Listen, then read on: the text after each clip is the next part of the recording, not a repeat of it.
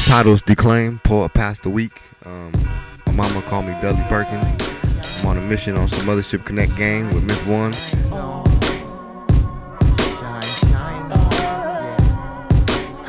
Y'all had the perfect plan. Separation of me and my band, and my right hand man at that. Destroying what it started from, when I was a little seed in my mom's womb, and it just grew from there. I was surrounded in music, the tones of creation. I was always there. My mom's heartbeat, that was the music. I loved it so much, I wanted to be a musician. And that's about it, Woke up every morning, hear my daddy playing, pop up here playing Giant Steps every morning on the guitar, loving them changes, feeling them, understanding them. Just an accumulation of, my mom being a spiritual being, sent here to really help people through whatever hard times they're feeling, and my father being just a consummate, kind of like a prodigy kind of guitarist. The mix of that and, the clash of that, what I'm saying, was both of things made music for me, and it made me a rebel, and and also the difficulty I was experiencing as a young musician in finding people in a mainstream context that weren't afraid to express what was really happening. That's what shaped my sound a lot. It almost sounds like the ancestors are speaking through you in a rhythmic form when I listen to your music. You've also been compared to the likes of like Nina Simone and Ella and even Roberta Flack. How do you relate to that? How do you feel about those comparisons? Those are wonderful artists. I love that, And at the same time, that's just me ego tripping because it ain't over. Really, right now, there's a lot of kids that's really jacked up. And there's a lot of kids that don't think that they're beautiful.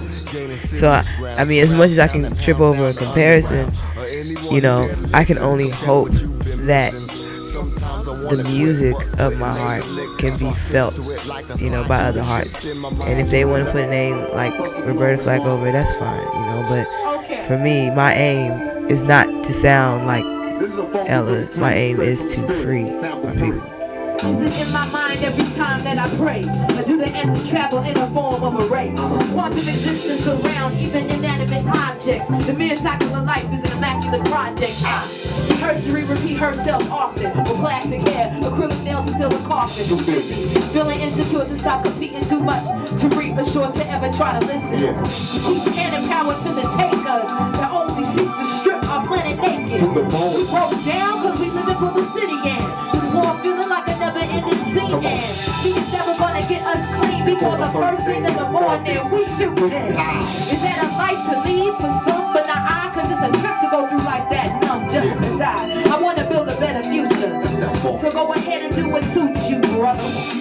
Cause I know there's only one path, and one day I have to get it used to you. Freedom fighters, starting out every year.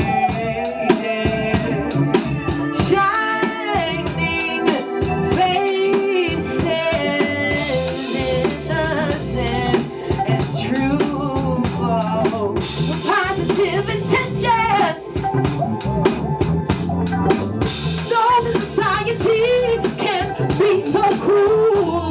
Now rise above it. And surely they're anointed. Surely they're anointed. Freedom fighters.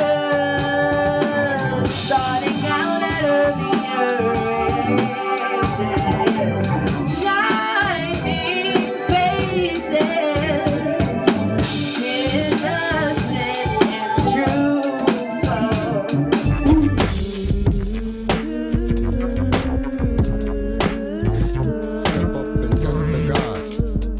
The term some other shit, you know what I mean? I got a new album out right now. It also has the some other shit connection.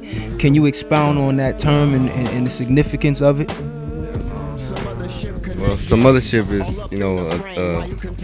a term I coined off of, it ended up in a song, we ain't on everything what everybody else is doing. We on some other shit, you know. Instead of saying some other shit, we say some other ship, you know. And then it sort of took form as a ship in a sort of like a mental ship almost, to where a lot of the players on the ship, they come through and they learn. And it's a process of building, and now the ship has gotten strong to where we go out to war now and fight all the other little bad ships in the ocean. You know, that's the job. The ship, and plus it's a connect to the cosmic too. You know, it's like everybody that we roll with is sort of like outer space individuals from another planet or something. You know, well, everybody is, their spirit is. You know, but you know, the people that work with us actually acknowledge this. You know, that the inside, you know, that the God actually dwells inside of the being, you know, and it actually comes out in our music sometimes, you know. We're trying to make it actually come out all the time so we can do some bigger work with this music and actually make it cause a shift and change, you know. Unleash the lion of the desert, let out your mighty roar, a new thing, something you ain't never heard before.